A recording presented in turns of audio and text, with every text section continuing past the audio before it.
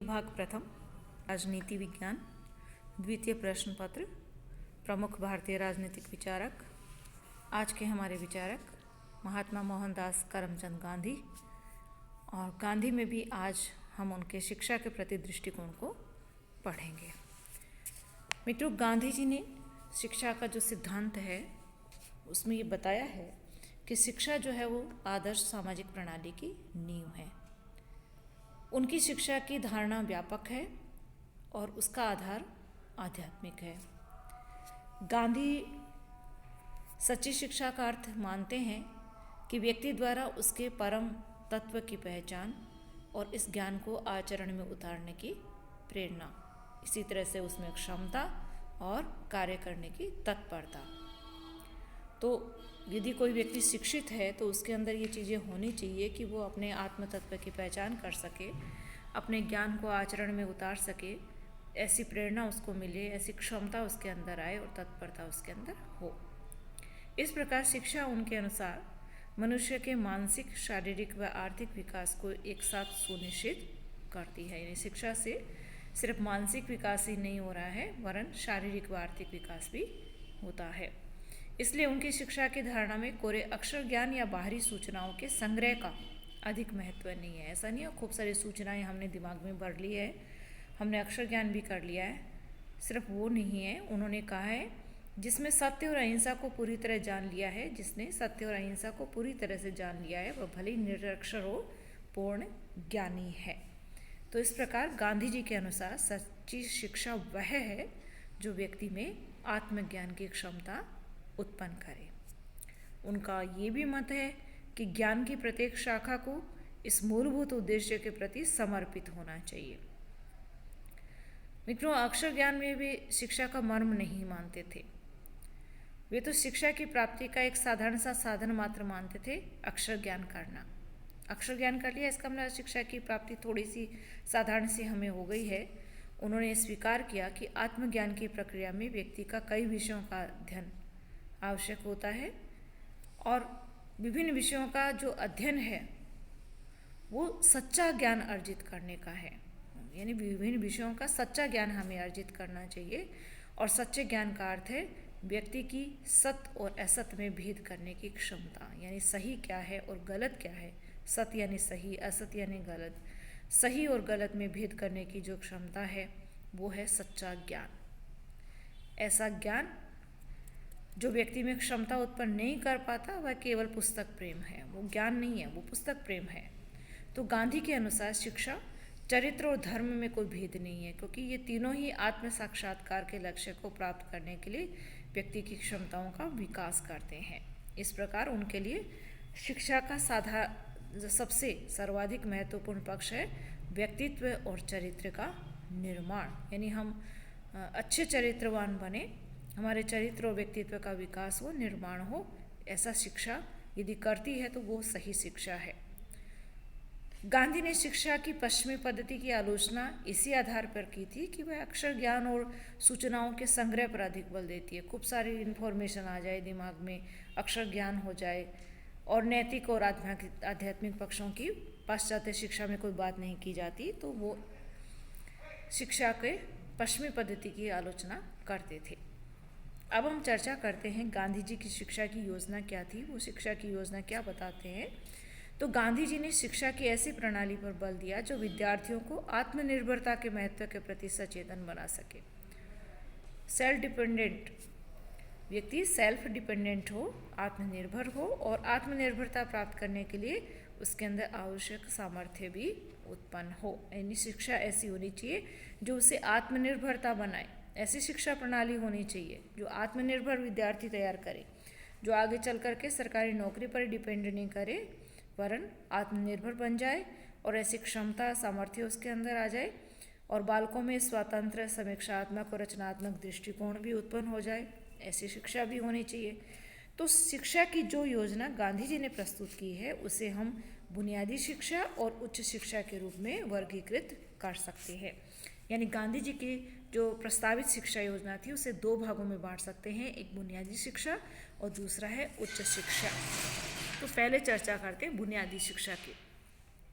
बुनियादी शिक्षा में गांधी जी ने प्राथमिक और माध्यमिक दोनों स्तरों की शिक्षा को सम्मिलित किया है। गांधी जी ने स्पष्ट किया कि बुनियादी शिक्षा की पद्धति और पाठ्यक्रम को इस रूप में निर्धारित और संचालित करना चाहिए जिससे क्या है, शिक्षा विद्यार्थियों के हृदय, बुद्धि और शरीर तीनों के सम्मिलित विकास का माध्यम बने। यानी शिक्षा से हृदय का विकास हो, बुद्धि का विकास हो, शरीर का भी विकास होना चाहिए।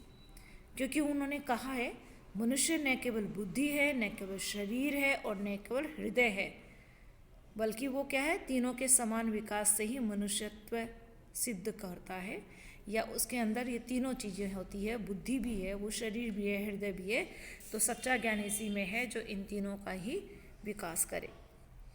हम गांधी जी की बुनियादी शिक्षा की जो प्रस्तावित रूपरेखा थी उसका निम्न बिंदुओं में अध्ययन कर सकते हैं। पहला है, शिक्षा के प्रारंभ में बच्चों को अक्षर ज्ञान कराने की अपेक्षा इतिहास, भूगोल, गणित और कताई कला यानी कपास से और जो धागा बनता है, सूत काता जाता है, वो कताई कला जो है उसका मौखिक ज्ञान कराया जाना चाहिए।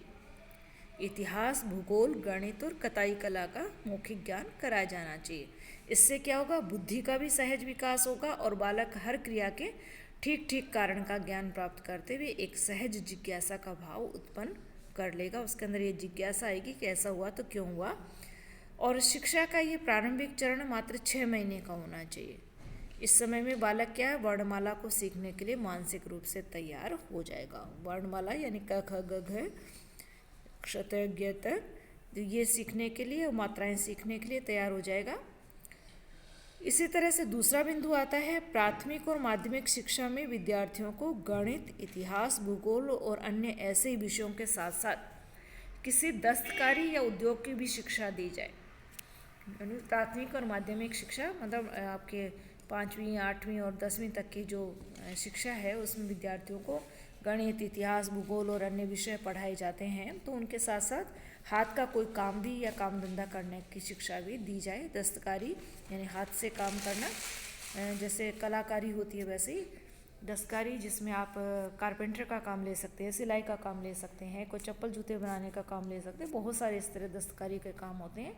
छोटा मोटा उद्योग भी कर सके, ऐसी शिक्षा दी जानी चाहिए। इन उद्योगों में गांधी जी ने बताया जैसे कपास है, रेशम है, इनकी बिनाई और सफाई है, कपास की पिंजाई है, सूत काटना, सूत को रंगना, डिजाइन बनाना, बुनाई, सिलाई, हाथ से कागज़ बनाना, जल्दसाजी मतलब किताब पर जो कवर चढ़ाए जाते हैं, फर्नीचर बनाना, खिलौने बनाना, गुड़ बनाना, जो भी कच्चा मटेरियल जिस एरिया में हो उस कच्चे मटेरियल को प्रोसेस करके और उससे जो प्रोडक्ट तैयार होते हो तो वो गांधी जी ने सजेस्ट किए थे। गांधी जी के अनुसार धंधों को सिखाने के लिए भारी पूंजी की आवश्यकता भी नहीं होगी और इन्हें बालक आसानी से सीख भी लेंगे। ज़्यादा इनमें रुपए पैसे भी खर्च नहीं होंगे इन चीज़ों में और बच्चे इसको सीख जाएंगे, आसानी से सीख जाएंगे। बच्चों को अध्ययन के विषयों के ज्ञान के साथ साथ दस्तकारी और उद्योगों की शिक्षा के माध्यम से गांधी जी क्या चाहते थे कि जो शिक्षा है वो पूरी माध्यमिक स्तर तक की शिक्षा है वो पूरी तरह से आत्मनिर्भर और स्वपोषी बन जाए।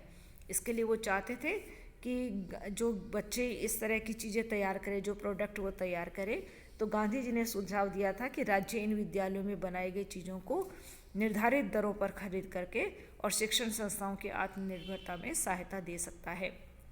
यानी राज्य सरकार उन वस्तुओं को खरीदे, उन प्रोडक्ट्स को खरीदे जो विद्यार्थियों के द्वारा विद्यालयों में बनाई जाए, तो इस तरह से वो सीख भी जाएंगे और विद्यालयों को इनकम भी होगी, वो आत्मनिर्भर भी हो जाएंगे। तीसरा बिंदु आता है, प्राथमिक शिक्षा का जो पाठ्यक्रम है वो कम से कम 7 वर्ष का होना चाहिए। इसकी अवधि बढ़ाई जा सकती है और इसका उद्देश्य उन्होंने ये बताया है कि विद्यार्थियों को उतना ज्ञान प्राप्त हो जाए जो साधारणतः मैट्रिक स्तर के पाठ्यक्रम में निर्धारित होता है। यानी 10वीं तक के पाठ्यक्रम में जो विषय निर्धारित होते हैं, ज्ञान निर्धारित होता है, उतना ज्ञान 7 वर्ष की शिक्षा कम से कम बच्चे को प्राथमिक शिक्षा के रूप में मिल जाए।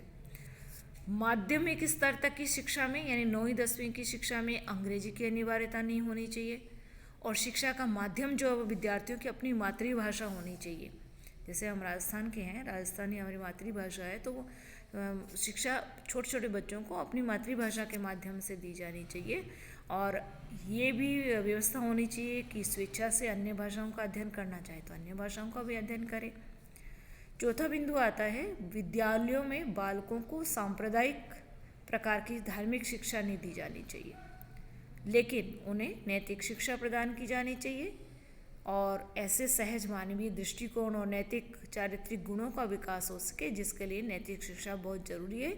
तो वे सभी धर्मों के प्रति समान आदर का भाव और सम्मान का भाव और मानव मात्र के प्रति प्रेम का भाव विकसित कर सके। तो शिक्षा ऐसी होनी चाहिए जो क्या हो, पूरी तरह से बच्चों को नैतिक बनाए, उसमें सहज मानवीय दृष्टिकोण उत्पन्न करे, उसके चारित्रिक और नैतिक गुणों का विकास करे और सभी धर्मों के प्रति सम्मान और आदर का भाव उत्पन्न करे।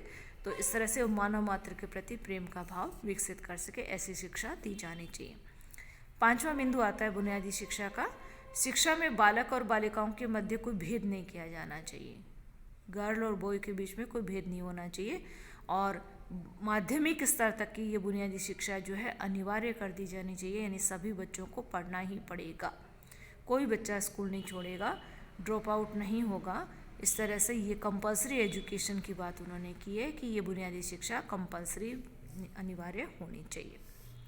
अब बात करते हैं गांधी जी की उच्च शिक्षा की जो योजना थी, जो उन्होंने बताई थी। गांधी जी के अनुसार सच्ची शिक्षा एक जीवन पर्यंत चलने वाली प्रक्रिया है जो कभी समाप्त नहीं होती है।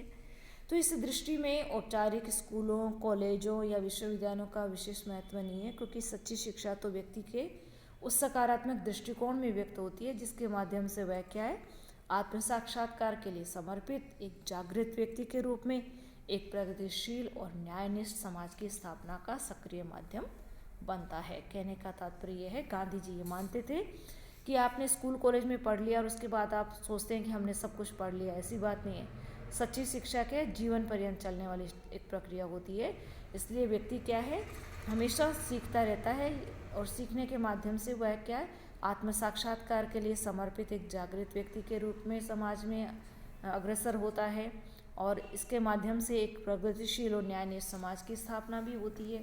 तो जो व्यक्ति निरंतर कुछ न कुछ सीखता रहता है, पढ़ता रहता है, तो उसके माध्यम से समाज भी क्या है, न्यायनिष्ठ और प्रगतिशील बनता है। गांधी जी के अनुसार ऐसी शिक्षा तो जीवन की पाठशाला में प्राप्त की जा सकती है। सारी शिक्षा जो है जरूरी नहीं विद्यालय, विश्वविद्यालय, स्कूल, कॉलेज, यूनिवर्सिटी में ही मिलती हो, नहीं, जीवन भी एक पाठशाला है, उसमें भी सच्ची शिक्षा मिलती है। तो आदर्श की दृष्टि से औपचारिक शिक्षण संस्थानों को अनावश्यक मानते हुए भी गांधी जी ने एक व्यवहारिक दृष्टिकोण अपनाते हुए शिक्षा प्राप्ति के साधन के रूप में इन संस्थाओं के महत्व को स्वीकार किया है। कहने का तात्पर्य मित्रों ये है, वैसे तो गांधी जी औपचारिक शिक्षण संस्थानों यानी स्कूल, कॉलेज, यूनिवर्सिटी को कुछ ज़्यादा महत्वपूर्ण नहीं मानते थे, लेकिन हाँ, इसलिए नहीं मानते थे क्योंकि वो मानते थे जीवन एक पाठशाला है, आजीवन व्यक्ति सीखता रहता है, उसको सीखना भी चाहिए, लेकिन फिर भी वो इन शिक्षण संस्थाओं का महत्व स्वीकार करते थे। क्यों? क्योंकि इसके माध्यम से औपचारिक रूप से विद्यार्थी जो है शिक्षित होते हैं। उच्च शिक्षा के प्रति जो गांधी जी का दृष्टिकोण है वो देश की रचनात्मक आवश्यकताओं से प्रेरित था। वे उच्च शिक्षा की भूमिका में क्रांतिकारी परिवर्तन करना चाहते थे, बदलाव लाना चाहते थे और उसे राष्ट्रीय आवश्यकताओं से जोड़ना चाहते थे। यानी गांधी जी चाहते थे उच्च शिक्षित व्यक्ति जो है राष्ट्र की आवश्यकताओं से अपने आप को जोड़े और राष्ट्र की आवश्यकताओं को पूरा करें। तो उच्च शिक्षा के संबंध में गांधी जी ने जो सुझाव दिए वो इस प्रकार है। पहला है, उच्च शिक्षा पर होने वाले खर्च का भार राज्य द्वारा वहन नहीं किया जाना चाहिए, यानी उच्च शिक्षा फ्री नहीं दी जानी चाहिए, विद्यार्थी को इसके लिए फीस यानी शुल्क दिया जाना चाहिए।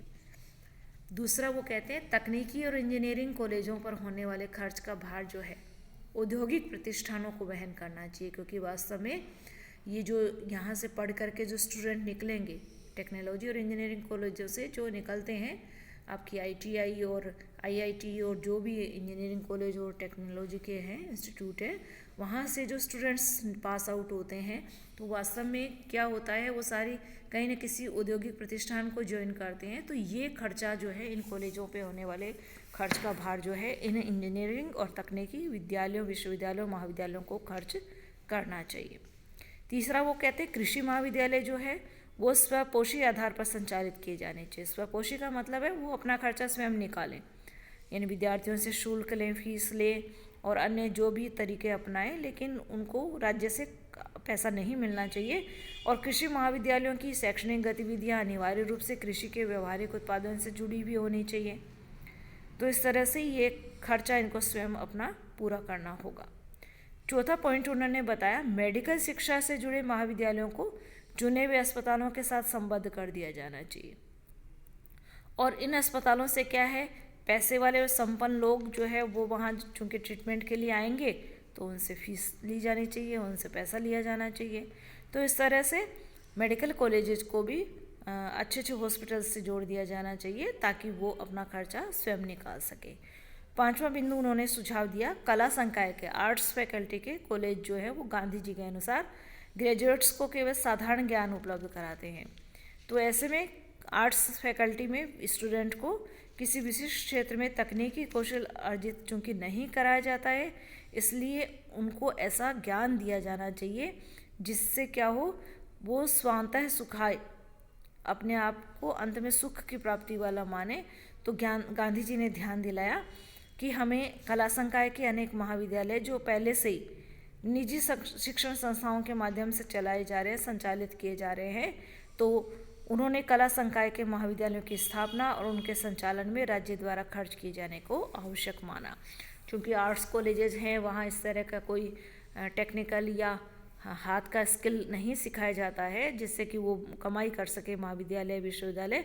तो राज्य को चाहिए कि उनको पैसा दे, उनको चलाए, संचालित करे, अनुदान दे उनको।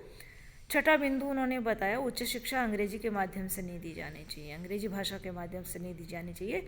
उनका कहना था कि विदेशी भाषा के माध्यम से उच्च शिक्षा प्रदान किए जाने से क्या होगा, राष्ट्र की बौद्धिक और नैतिक क्षति होती है, नुकसान होता है हमारा। गांधी जी ने सुझाव दिया कि प्राथमिक शिक्षा की भांति उच्च शिक्षा भी विद्यार्थियों को या तो उनकी मातृभाषा में दी जानी चाहिए अथवा किसी ऐसी अंतः प्रांतीय राष्ट्रीय भाषा के माध्यम से दी जानी चाहिए जिसका विद्यार्थियों ने प्राथमिक और माध्यमिक स्तर पर अध्ययन किया हो। यानी ऐसी कोई प्रांत की भाषा हो जिसमें पहले से विद्यार्थी ने अध्ययन किया है, तो उसको उच्च शिक्षा भी उसी माध्यम में प्रदान की जानी चाहिए। और गांधी जी ने हिंदुस्तानी अर्थ है बोलचाल की सामान्य हिंदी जिसमें व्यवहारिक प्रयोग में आने वाले अन्य भाषाओं के शब्दों के प्रयोग से परहेज न हो, ऐसी हिंदुस्तानी को उच्च शिक्षा के माध्यम और राष्ट्रीय संपर्क की भाषा के रूप में प्रयुक्त किए जाने को उपयोगी व व्यवहारिक माना है। तो ये थे उच्च शिक्षा के संबंध में गांधी जी के सुझाव। और मित्रों, इन सुझावों के विश्लेषण से ये स्पष्ट है कि उच्च शिक्षा की विभिन्न शाखाओं का खर्च जो है शिक्षा की उस शाखा में तैयार ग्रेजुएट्स की सेवाओं से लाभान्वित होने वाले वर्ग द्वारा वहन किया जाना उचित है। यानी इंडस्ट्री और ये जो है जहाँ जा कर के ये ग्रेजुएट ज्वाइन करेंगे, जॉब करेंगे, सेवा करेंगे, कार्य करेंगे, तो वो इनका खर्चा वहन करे, जिससे क्या होगा, एक और तो राज्य को उच्च शिक्षा का खर्च जो है अनावश्यक रूप से भार नहीं उठाना पड़ेगा, और वहीं भारी संख्या में जितनी ज़रूरत है उतनी संख्या में विभिन्न व्यवसायों के लिए सुशिक्षित और प्रशिक्षित स्नातक भी, ग्रेजुएट्स भी उपलब्ध हो जाएंगे। तो आज के लिए इतना ही, धन्यवाद।